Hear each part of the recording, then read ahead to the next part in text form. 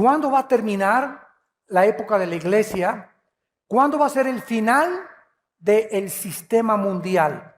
O sea, de los gobiernos civiles. ¿Y cuándo va a ser el final de nuestro planeta natural? Vamos a comenzar con el fin de la era presente. La Biblia nos enseña que la raza humana entró en una nueva dimensión el día de Pentecostés, 30 años después de Jesucristo, aproximadamente. El Espíritu Santo en el Antiguo Testamento no había trabajado, operado, actuado como comenzó a trabajar después de que Cristo resucitó, porque el Espíritu Santo bajó gracias a que Cristo ascendió y Cristo pidió al Padre que nos mandara al Espíritu Santo. Así que la venida del Espíritu Santo a nosotros es la respuesta de una oración que Cristo hizo. Entonces, en Pentecostés, el Espíritu Santo cayó sobre las personas creyentes para entrar a vivir dentro de ellas siempre hasta la resurrección de nuestros cuerpos. O sea, el Espíritu Santo no se te va a salir jamás si eres cristiano. Le puedes causar dolor, le puedes causar tristeza y lo puedes apagar. O sea, puedes reducir su influencia que Él tiene dentro de ti con tu vida de pecado, o de amargura, o de falta de perdón. Pero Él no se puede salir de nosotros, de acuerdo a Efesios 1, 13 y 14. Estamos sellados hasta el día del rescate o de la redención de nuestros cuerpos. En el Antiguo Testamento el Espíritu Santo venía sobre Sansón, y cuando sentía el Espíritu Santo Sansón se podía enfrentar a 1000 filisteos. A un león le podía abrir las mandíbulas como si fuera un cabrito, y era dotado de una fuerza sobrenatural. El Espíritu Santo se iba, Sansón no podía ni ganarle vencidas a nadie. Cuando venía sobre el Espíritu Santo sobre David, comenzaba David a escribir el Salmo 22.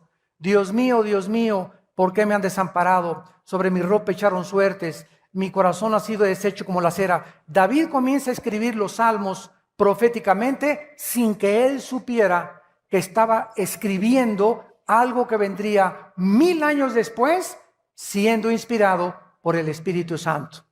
Cuando los profetas escribían inspirados por el Espíritu Santo, y el Espíritu Santo se iba de ellos y bajaba, subía y bajaba, no estaba permanentemente en la tierra. En Pentecostés el Espíritu Santo cayó sobre los creyentes, y desde ese día hasta nuestros días el Espíritu Santo mora dentro de cada creyente y se le llama la unción. No hay tal cosa como una unción de prosperidad, o como dicen en muchos lugares, voy a ir con un hermano para que me dé una doble unción. Eso lo ves en la Biblia del Mormón, eso lo encuentras en la revista Duda, o tal vez en el Evangelio de Juan Diego. ¿Dónde está en la Biblia una doble unción? Cuando somos ungidos una sola vez. Dice Romanos 8, y el que no tiene el Espíritu de Cristo no es de Él. Entonces, esa unción dentro de mí, que es la presencia de Dios en el Espíritu Santo, la tengo que mantener yo para que pueda yo cada vez rendirme más a Él, y mientras más santidad pueda yo alcanzar, más poder tengo en mi vida cristiana. La santidad no es automática. Abraham, recíbalo,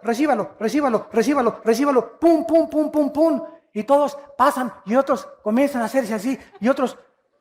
Y comienza la iglesia a convertirse, ¿verdad? Ya no en un lugar verdaderamente santo, sino en un lugar de desorden, en un lugar donde la gente, bien lo decía Hitler, estoy convencido que a la gente hay que manejarla por las emociones y nunca por la razón. Esas fueron palabras de Adolfo Hitler. Hitler estaba convencido que cuando ponían a miles de personas en un estadio y todas creían lo mismo, las personas que no creían eran absorbidas por las emociones de los que estaban junto con ellos. Velo en los grupos de rock. Ve un conjunto de rock de los Rolling Stones o de Michael Jackson. ¡Ah! Y si tú no eres fan de Michael Jackson o de ellos, ¿verdad? Te contagia y te absorbe y te jala la misma corriente que está gobernando a todos los que están ahí. No usan la razón, chillándole. Si pudiera Ricky Martin aventarse, lo encuerarían ahí, ¿verdad? O a los cantantes de rock, porque se vuelven locas las mujeres, y hay hombres que también lo hacen. porque ya no hay razón, ya no piensan, sus emociones los controlan totalmente, porque Hitler tenía razón, el hombre es manejado por las emociones y no por la razón. Por eso triunfaron sus conferencias de él, porque metía en una ola de emocionalismo a la gente, que la gente acababa rindiéndose y creyendo que el Tercer Reich conquistaría el mundo entero. Entonces, esto es lo que está pasando en muchas iglesias cristianas, porque el diablo lo sabe. Entonces, cuando caemos en el emocionalismo, las emociones no son malas, no me malentiendan, pero cuando caemos en un emocionalismo antibíblico, es cuando comenzamos a equivocarnos del camino, porque esto no es de Dios. Entonces, esta unción, ¿verdad?, que es el Espíritu Santo, comenzó en el día de Pentecostés. Vayamos a Hechos capítulo 2 y veamos que de acuerdo al apóstol Pedro, los últimos días que tanto se habla, comenzaron desde Pentecostés hasta nuestros días. Repito, los últimos días, la última economía de Dios, la última dispensación de Dios para el mundo ha sido desde hace 2000 años a nuestros días. Estamos viviendo los últimos días. Dice Hechos capítulo 2, versículo 14. Entonces Pedro poniéndose en pie, alzó la voz y les dijo: los que habitáis en Jerusalén, esto sea notorio y oigan mis palabras. Versículo 17. Y en los últimos días, en los postreros días, dice Dios, derramaré mi espíritu sobre toda carne. Vuestros hijos y vuestras hijas profetizarán, vuestros jóvenes verán visiones, vuestros ancianos soñarán sueños. Sobre mis siervos y mis siervas derramaré mi espíritu y profetizarán. Eso significa que ahora el Espíritu Santo vendría no solamente sobre los judíos, sino también sobre los gentiles. Eso significa sobre toda carne. Ya no había judío, ni griego, ni gentil para Dios. Todo mundo que creyera en el nombre de Jesús era fundido, era amalgamado, identificado con el cuerpo de Jesucristo. Si tú tienes al Espíritu Santo, no me importa que te llames bautista o presbiteriano o nazareno o que vengas de Villanueva para el Mundo o de Amistad Cristiana o de Calacuaya, tú eres mi hermano si tú tienes al Espíritu Santo. Los títulos de las iglesias nosotros se los hemos puesto, pero lo que nos hace cristianos es el Espíritu Santo. Muy bien. Dice también la Biblia que no solamente en ese día se convirtieron 3000 almas, sino que todos fueron llenos del Espíritu Santo. En Hebreos capítulo 1, versículo 2, se repite la misma verdad. En los postreros días, o sea, en los últimos días, Dios nos ha hablado por el Hijo. De Pentecostés hasta nuestros días, la última palabra de Dios para nosotros es Jesucristo. Antes de Jesucristo, Dios, dice el versículo 1, habiendo hablado muchas veces por sueños, por visiones, por apariciones, otros oyeron la voz audible de Dios. Así habló Dios en el Antiguo Testamento. De Pentecostés a nuestros días, Cristo ha traído la última palabra a nosotros. La revelación de Dios, síganme con mucho cuidado, la revelación de Dios ya está completa. Esto se llama la Biblia. La Biblia es la revelación de Dios. Ya no hay más revelaciones, porque la Biblia está completa. Apocalipsis 22, el que le agregue a esta revelación o el que le quite a esta revelación, dice la Biblia, las maldiciones de este libro vendrán sobre su persona. Ahora nosotros no tenemos revelaciones, tenemos iluminación. Ahora necesitamos ser iluminados para poder entender lo que ya está revelado. Ten cuidado cuando alguien diga, tengo una nueva revelación. O el Espíritu Santo me reveló. Tal vez muchos por ignorancia. La palabra es me iluminó. La revelación ya está completa. Ya no hay más revelaciones de Dios. Ya está, lo que Dios tenía que decirnos está en este libro. Ya no hay nada más que Dios nos tenga que decir más que lo que está en este libro. Y el que quiera oír a Dios fuera de la Biblia va a ser engañado.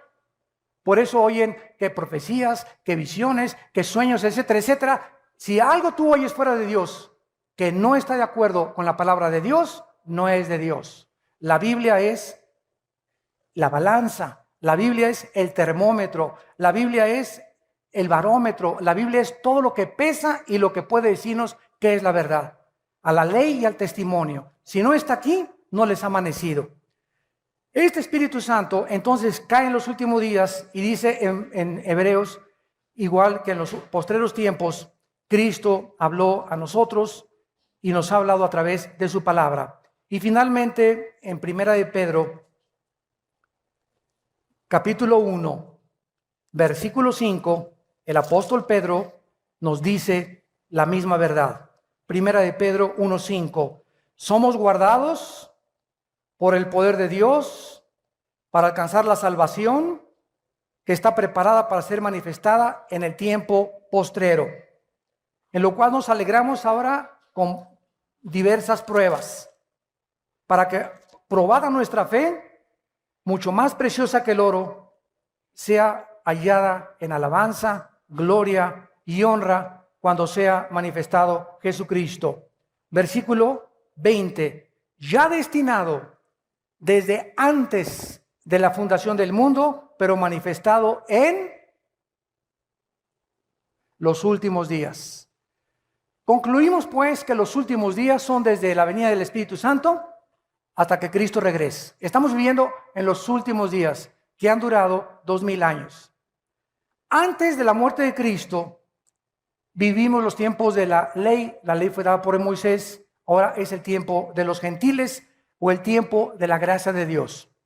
En el año 586 antes de Cristo, Nabucodonosor llegó a Babilonia y conquistó a los judíos por primera vez en la historia y se los llevó a Babilonia.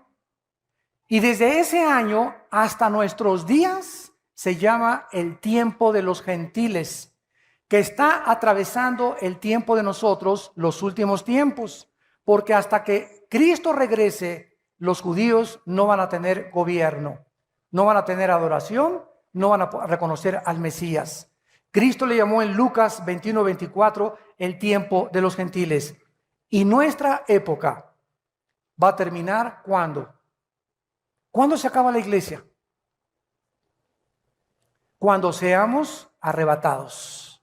Primera de Tesalonicenses 4:13-17. Cuando Cristo venga en el aire y seamos nosotros sacados de nuestro cuerpo, vamos a ser transformados en fracciones de segundo, nos vamos a reunir con Él en el aire y nos vamos a ir con Él al cielo, a las bodas del Cordero, y vamos al tribunal de Cristo para ser recompensados, mientras en la tierra va a atravesar la gran tribulación, la ira de Dios. Hasta que la iglesia esté en el mundo, el Espíritu Santo operará como está operando ahorita. Cuando la iglesia sea sacada del mundo, el Espíritu Santo claro que va a seguir en el mundo porque Él es omnipresente, pero va a actuar solamente sobre 144,000 judíos que van a ganar a otras personas también para Cristo o para el Evangelio de Dios, y los que se conviertan en la tribulación van a ser guiados también por el Espíritu de Dios. Pero la iglesia desaparece totalmente en el tiempo de la gran tribulación. Cuando termina la gran tribulación, terminan los sistemas mundiales. Todas las sociedades del mundo, desde Adán hasta nuestros días, han intentado, operado, experimentado con diversos gobiernos. Llámese nacionalsocialismo de los nazis, comunismo, socialismo, democracia, etcétera, etcétera. Los seres humanos han intentado gobernar a los seres humanos. Y todos los sistemas humanos han sido caracterizados por la injusticia, la ambición, la avaricia, las guerras y la violencia. Todos han sido corrompidos y todos han tratado de explotar a los demás. Si tú criticas a tu gobierno, que tu gobierno te explota, ustedes que lo ven por la televisión, no te critiques a tu gobierno porque tú explotas a tu esposa.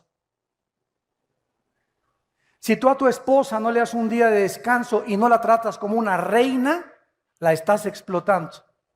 Si a tu esposa la usas solamente para tener relaciones sexuales, la estás explotando porque es un objeto para ti. para poder satisfacerte y para que te hagan los chilaquiles y los huevos con chorizo en la mañana. Si tú estás a tus hijos, no los recompensas y no los ayudas, lo estás explotando. Si tú tienes un negocio y a tus empleados no les das el salario que dice la ley y trabajan 10 horas sin que les pagues tiempo extra, los estás explotando. Esta es la naturaleza humana. Buscamos siempre a los demás para poder enriquecernos nosotros. Y cuando eso sucede es cuando se corrompe la sociedad. Cuando comenzamos a echar a perder absolutamente todo. Dice en Santiago capítulo 4, versículo 1 y 2. Santiago capítulo 4, versículo 1 y 2. Esta verdad.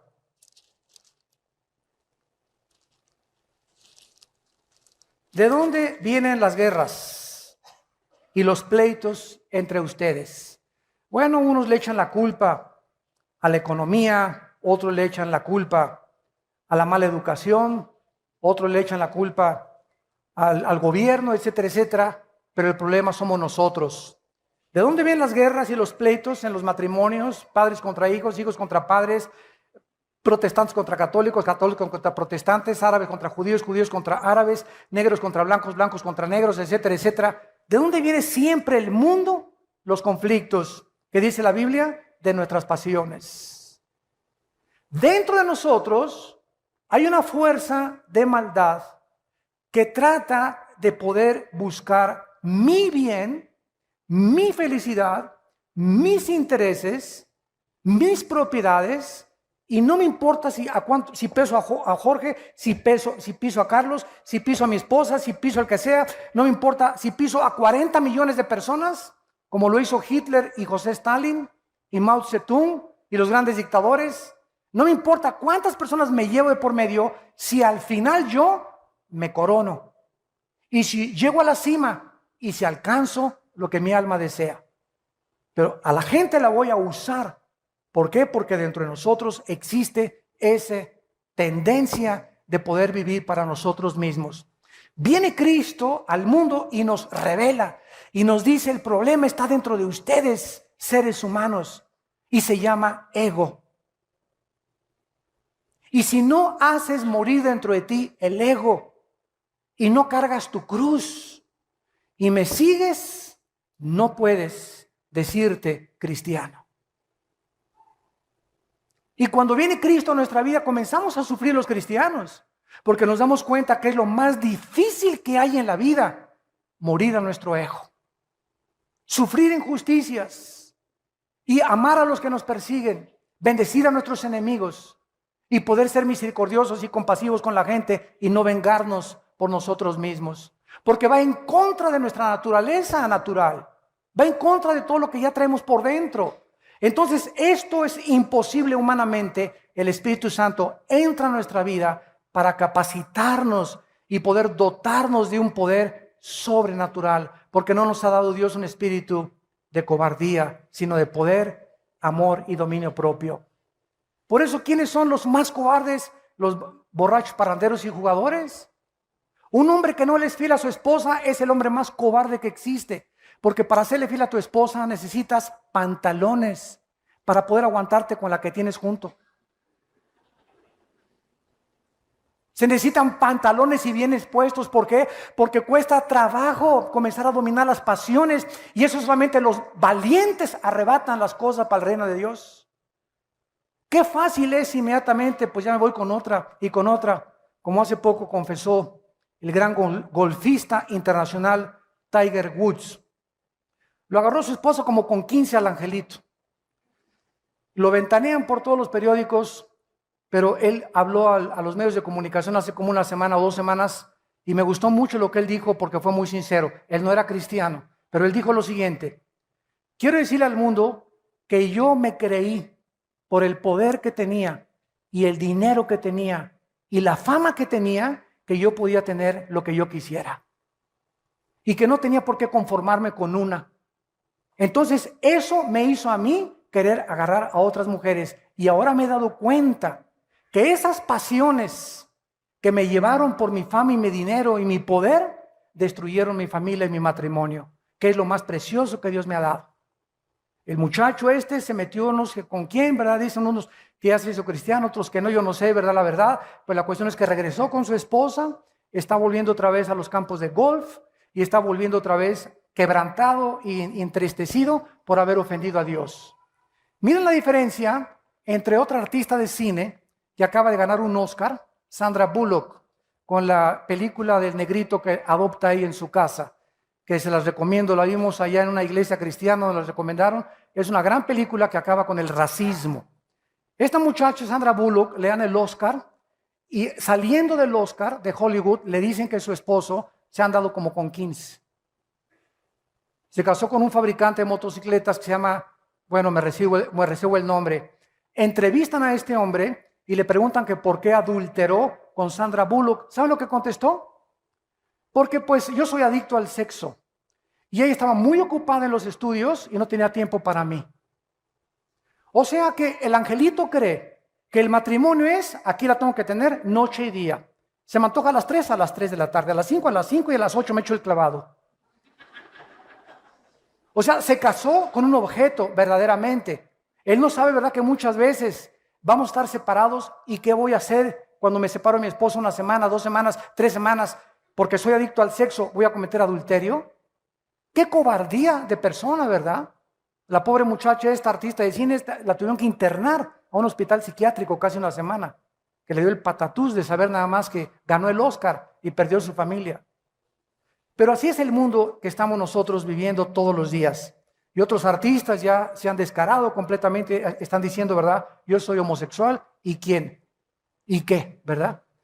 Diciéndole al mundo, ¿verdad? Quiero decirles, ¿verdad?, que esto es natural, esto es normal, y todos como es, representa un ícono de todo lo que es la fama y el poder, todos, ¿verdad?, los que lo siguen, pues si él es, entonces no tengo por qué avergonzarme yo también. Y el problema está que el diablo quiere que lo acabemos aceptando como normal. Que la sociedad, al ver, pues ese artista, y ese desfile, y esta persona, y este comentarista, y este político, y comenzamos a vernos rodeados de gente rara, la gente lo acepte como normal. Y crean que es normal ya también los matrimonios gays, cuando a los ojos de Dios es una abominación y los homosexuales no heredarán el reino de Dios. Dios ama a los homosexuales que me están oyendo y a las lesbianas las ama Dios. Pero Dios te dice que te arrepientas porque es antinatural. Para que tú puedas vivir una vida natural, tienes que vivir de acuerdo a las leyes de Dios. Pero el mundo lo está aceptando como normal. Y de eso se trata, que lo aceptemos como normal, para que creamos que es normal y podamos saber que es un estilo de vida en lugar de llamarle pecado. Al crimen ya no es asesinato, es eliminación por causa del Estado.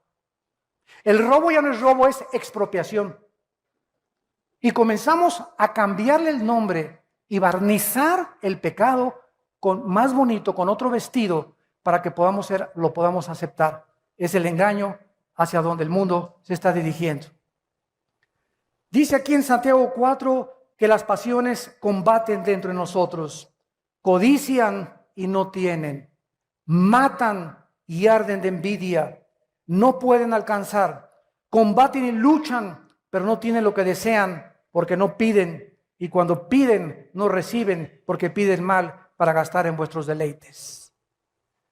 Yo regularmente cuando tengo tiempo, casi siempre acabando el servicio me voy al aeropuerto. Discúlpenme muchas veces que no tengo tiempo para ministrar. En el primer servicio sí ministro a mucha gente, pero mucha gente que viene conmigo a saludarme, a ministrarme, llegan y me dicen, hermano, ¿me echa la bendición?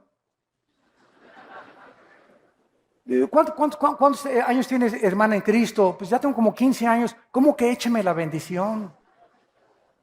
¿No quiere que también le eche agua bendita, le digo? O hermano, fíjese que con un rollo le digo, hermano, ahorita estoy saludando a la gente. Si quiere usted consejería, no se la puedo dar en 1 minuto.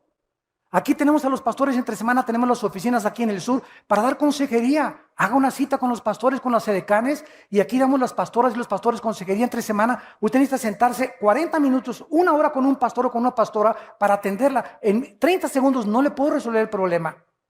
Y por eso te dicen, échame la bendición para que me vaya bien. Eso es paganismo, ¿verdad? Eso es superstición. Es como cuando metes un gol se persignan, ¿verdad? Bueno, ¿por qué lo hacen? Por ignorancia nada más. Es una crítica constructiva porque no saben que al hacer esto, ¿verdad? Ellos están diciéndole gracias, Señor, bueno, por lo menos gracias a Dios, ¿no? Y al salir de la cancha también la persinada, diciendo que me vaya bien, ¿verdad, Señor? No me importa si engaño a mi esposo, no me importa si soy adúltero, no me importa si estoy robando, pero échame la bendición, Señor. Ese es el mundo que vivimos de ignorancia. Dice en 1 Timoteo 6:10, raíz de todos los males es el amor al dinero. ¿Qué corrupción hay ahorita en la iglesia? El amor al dinero. Los ministerios están mandando esta clase de sobres que les enseñé, pidiendo dinero con una unción de prosperidad. Imagínense nada más. Me mandas un sobre, oro por ti y en un año no tienes pérdidas en tu negocio. O sea, una fe inmediata. Un camino inmediato a la santificación. O sea, milagros a la marucha. Winston Churchill dijo estas palabras: la democracia es la peor forma del gobierno humano, con la excepción de otras formas de gobierno que han sido experimentadas de vez en cuando. A ver si le entendieron. Churchill dijo: la democracia es la peor forma de gobierno humano, con la excepción de otras formas de gobierno que han sido experimentadas o tratadas de vez en cuando. En otras palabras, dentro de los gobiernos, lo mejor es la democracia. Pero ¿tú sabes lo que es la democracia? Que se está tratando de imponer en el mundo entero porque es la única forma de gobierno que evita dictaduras. Es la única razón por la cual se apela a la democracia. Pero ¿sabes qué es la democracia? El gobierno del pueblo.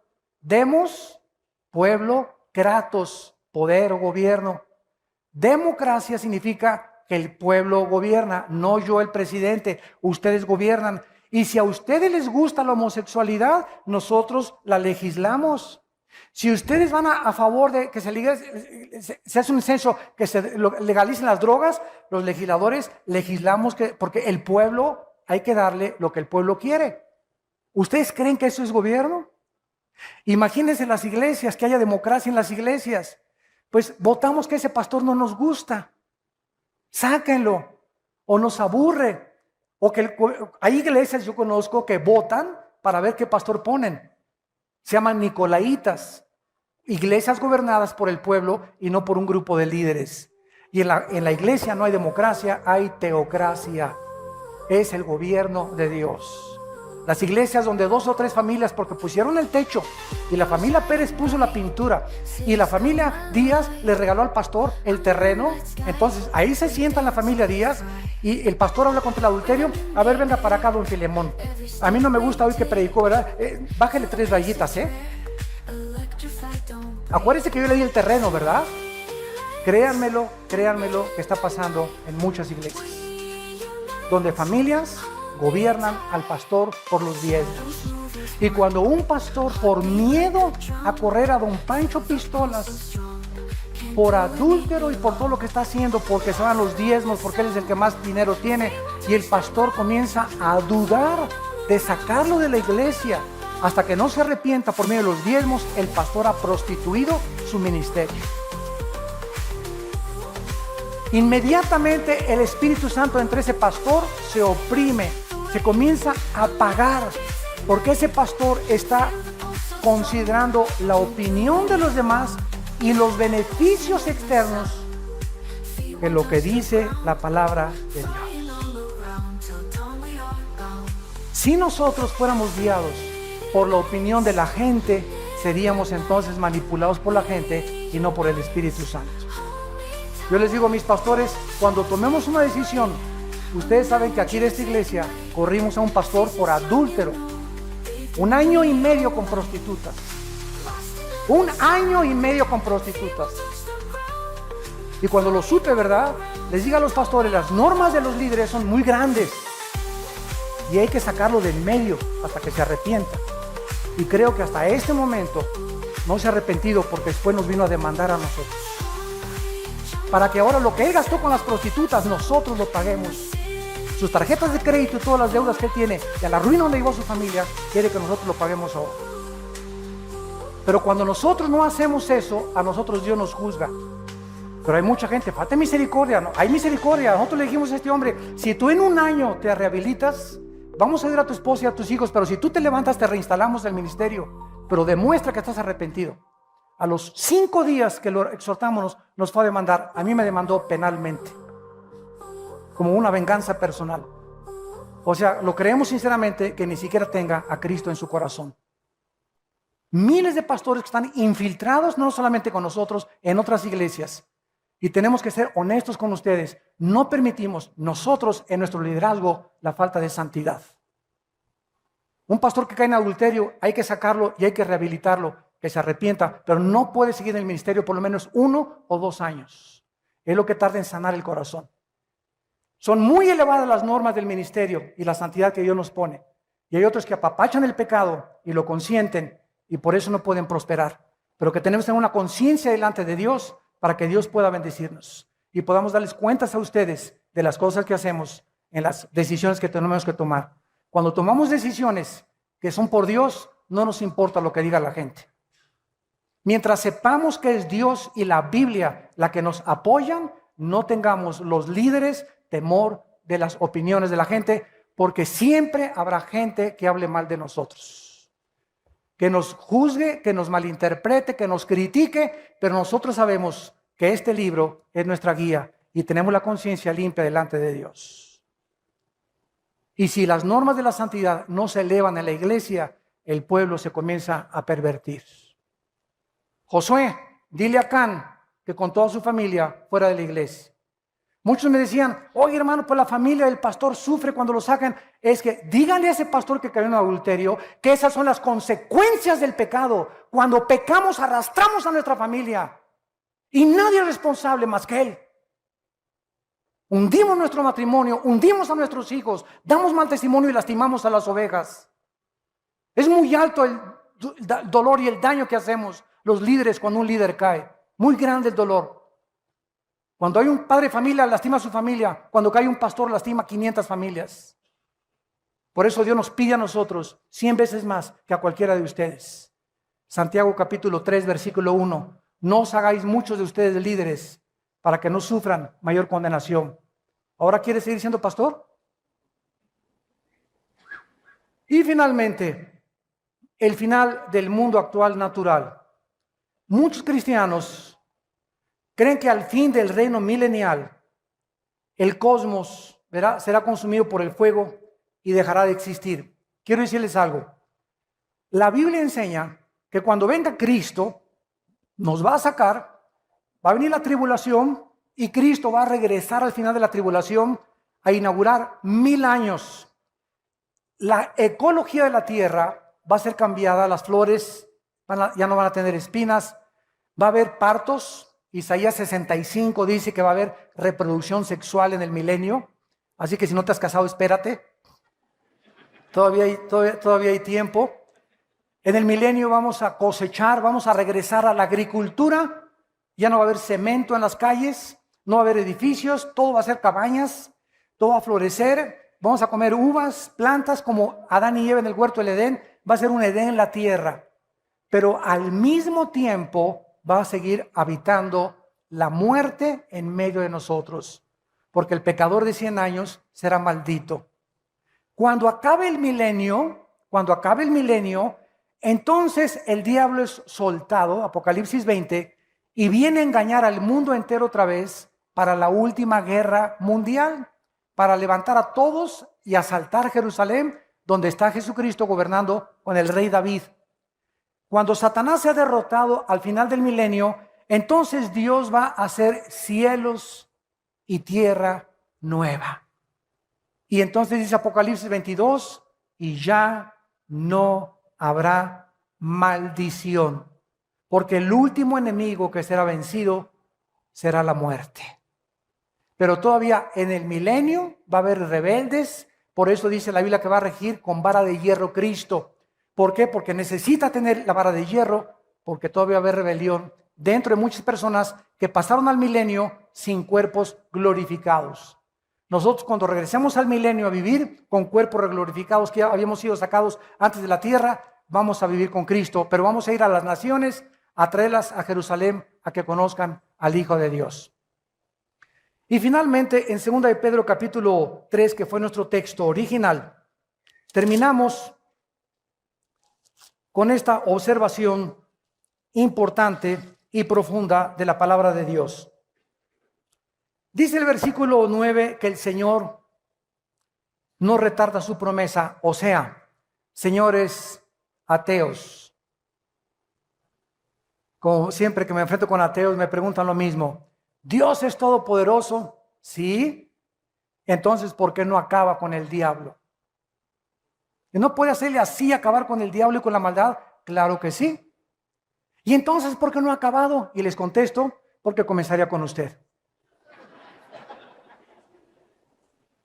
Dele gracias a Dios, le digo, don Pancho, dele gracias a Dios que Dios no ha hecho eso, porque entonces ya no tendría usted la oportunidad de arrepentirse.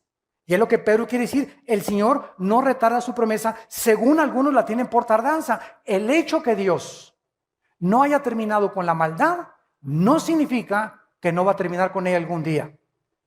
Queremos que fuera ahorita, pero el tiempo es de Dios. Dios no retarda su promesa, sino que es paciente para con nosotros.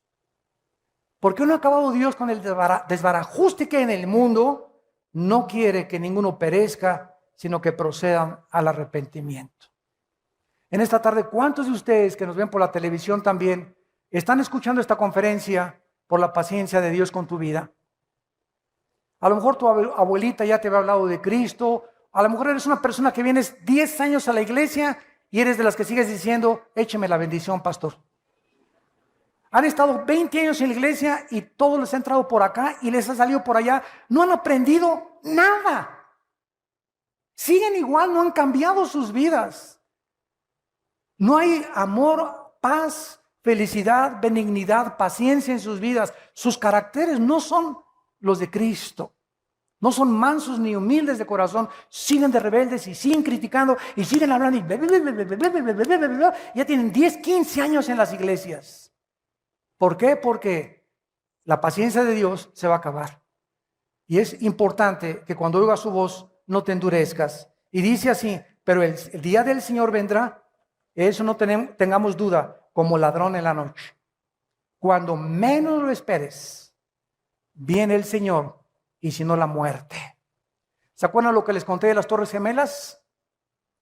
Ese día, 11 de septiembre 2001, se levantó George Smith, se puso su traje, 32 años de edad, otros 35 años de edad, su corbata, desayunó huevitos con tocino. Mi amor, nos vemos a la 1. Niños, paso por ustedes a la escuela. 3,500, 4,000 personas que trabajaban en las Torres Gemelas nunca supieron que esa mañana era el último día que le daban un beso a su esposa y a sus hijos. ¿Lo sabes tú mañana? ¿Creen ustedes todos que tenemos toda la vida para hacer lo que querramos? ¿Cuántos de ustedes que me escuchan es la última vez hoy que Dios les ha hablado? Porque tal vez muchos no se van a arrepentir ya nunca. No es que no puedan creer, es que se han decidido a no creer. ¿Cuántos en el avión que iba el presidente de Polonia? 90 políticos en un avión del gobierno, supervisado por los mejores médicos, mecánicos europeos. Se va a tierra con 90 pasajeros políticos, incluyendo al presidente de Polonia. ¿Cuántas personas que quisieran estar en sus hogares de repente están en el aeropuerto de Londres ahorita? Tienen una semana que no hay aviones, no hay transportación en Europa a ningún lado. ¿Se imaginan lo que está en un aeropuerto una semana sin dinero? Durmiendo en el suelo con la maleta como cojín. Y tú que tienes tu cama king size todos los días y tu queen size. ¿Cuándo nos podemos imaginar que nuestra situación puede cambiar así? De la noche a la mañana. Dios te puede llevar de la prosperidad a la miseria. En cualquier momento Dios te quita la salud. En cualquier momento Dios te quita los hijos que tienes, el matrimonio que tienes. En cualquier momento las circunstancias pueden cambiar con un terremoto, no, con cualquier cosa. En cualquier momento, en segundos, nuestra vida puede ser transformada. En cualquier momento te pueden decir: usted tiene cáncer terminal. Y de repente tu vida desde ese momento cambia para siempre, porque ahora sabes que tienes tu vida contada. Por eso cuando oigas su voz no te endurezcas. Abre tu corazón al Espíritu Santo. No estamos en Reino Aventura ni en Disneylandia, es un mundo ocupado por el pecado y por la maldad que necesitamos ser fieles hasta la muerte. Necesitamos luchar y contender por la verdad, por la santidad, por la justicia, por la verdad. Pronto viene la persecución en el mundo contra nosotros. Démosle gracias ahorita que les anuncié en la mañana que ya vamos a estar en el Auditorio Nacional dando conferencias. Y el gobierno nos ha abierto las puertas para aquí, estar en el Auditorio Nacional, en el Estadio Azteca. Ya se nos abrieron las puertas. El gobierno está dando cuenta que nosotros, después de 32 años de ministerio, pueden confiar en nosotros.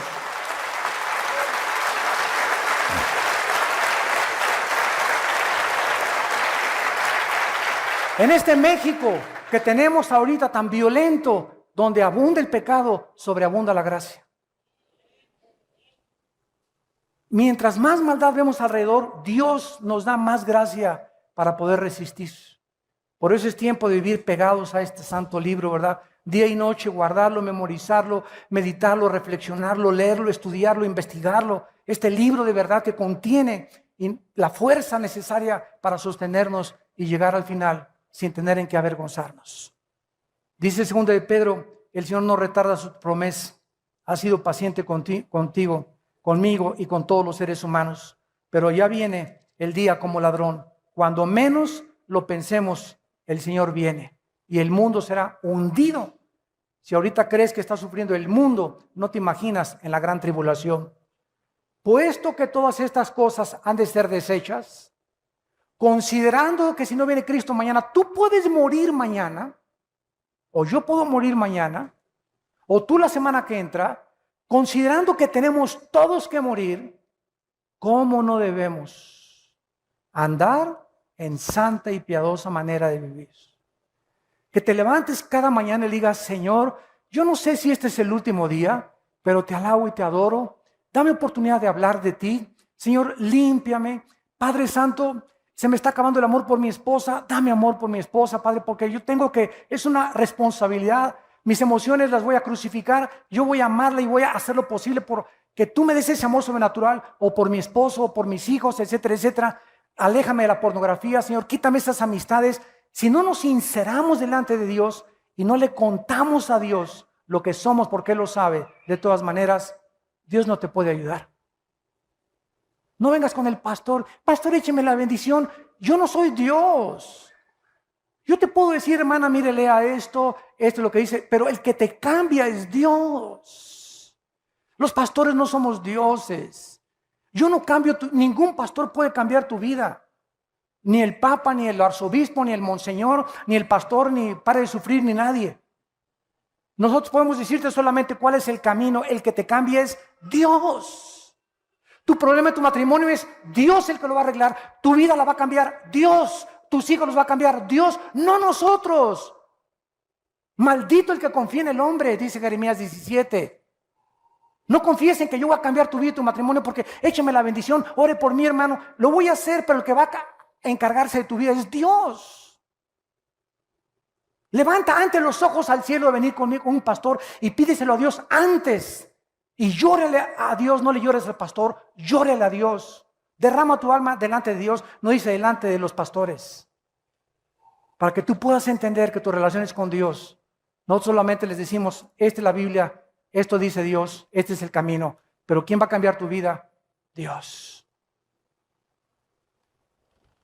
Esperando y apresurándonos para la venida del día de Dios, en el cual los cielos encendiéndose serán deshechos, los elementos siendo quemados se fundirán.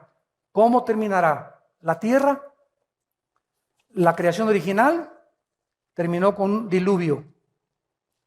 Después vino la recreación, Génesis 1, del 3 en adelante, y el mundo ecológico terminó con el diluvio de Noé. De Noé a nuestros días, los cielos y la tierra permanecen iguales. La edad del hombre ha disminuido porque la capa de atmósfera que rodeaba la tierra como un invernadero, cuando vino el diluvio, se terminó. El efecto invernadero, y ahora vivimos 70, 80, 90 años, los más robustos.